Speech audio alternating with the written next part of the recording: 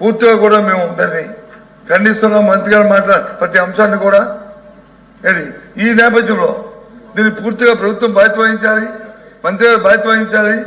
మరి మంత్రి గారు మాట్లాడిన బాధ్యత వహించాలని మేము డిమాండ్ చేస్తున్నాం, మా నిరసన తెలియజేస్తున్నాం.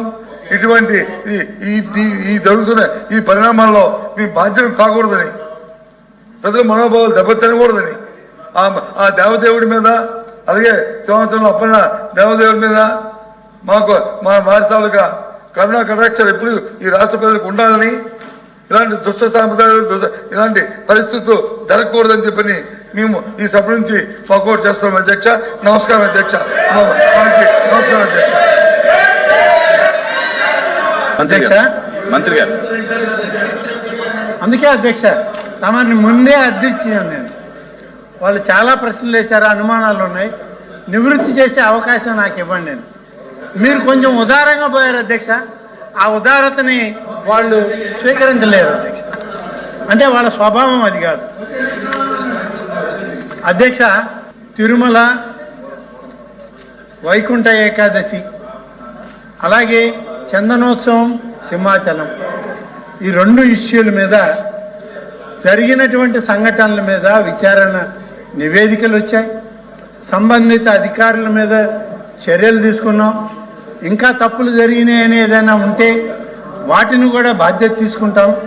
చనిపోయినటువంటి కుటుంబాలను ఆదుకునే ప్రయత్నం ప్రభుత్వ పరంగా చేస్తున్నాం. ఇవన్నీ కూడా చెప్పాను అధ్యక్ష.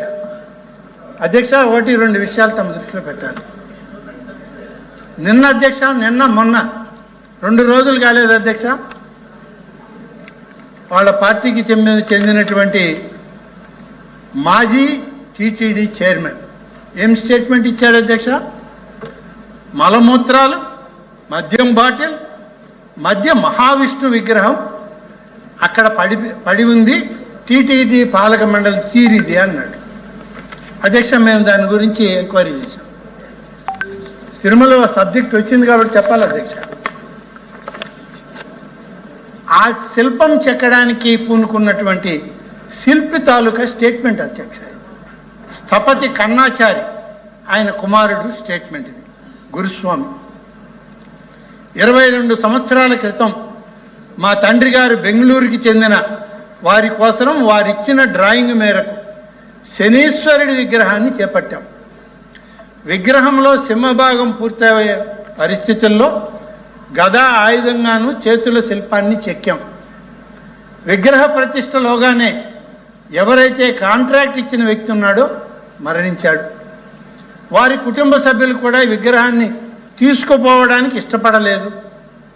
ఇదే సమయంలో ఆర్థికంగా ఇబ్బందులు పడుతున్నాం కాబట్టి దాన్ని పూర్తి చేయలేక ఆ శనీశ్వర విగ్రహాన్ని యొక్క ముఖ కవలికలను కూడా పూర్తిగా చెక్కలేకపోయాం, శిల్పితనం చూపించలేకపోయాం. 2003 అలిపిరి బాంబు పేలుడు జరగడంతో, అంటే తమకు గుర్తుంటుంది అధ్యక్ష, గౌరవ ప్రస్తుత ముఖ్యమంత్రి, ఆనాటి ముఖ్యమంత్రి శ్రీ నారా చంద్రబాబు నాయుడు గారి మీద జరిగిన దాడి, అది అలిపిరిలో జరిగింది. ఆ సందర్భంలో ఆ ప్రాంతంలో ఉన్నటువంటి ఈ శిల్పుల చెక్కడం అనేటువంటి ఆ స్థలాన్ని సెక్యూరిటీ రీజన్స్లో ఖాళీ చేశారు అధ్యక్ష. ఖాళీ చేసిన తర్వాత చిన్న చిన్న విగ్రహాలు తీసుకొని శిల్పులు వెళ్ళిపోయారు. ఈ భారీ విగ్రహం అక్కడే పడిపోయింది. ఇది పూర్తి కాని విగ్రహం.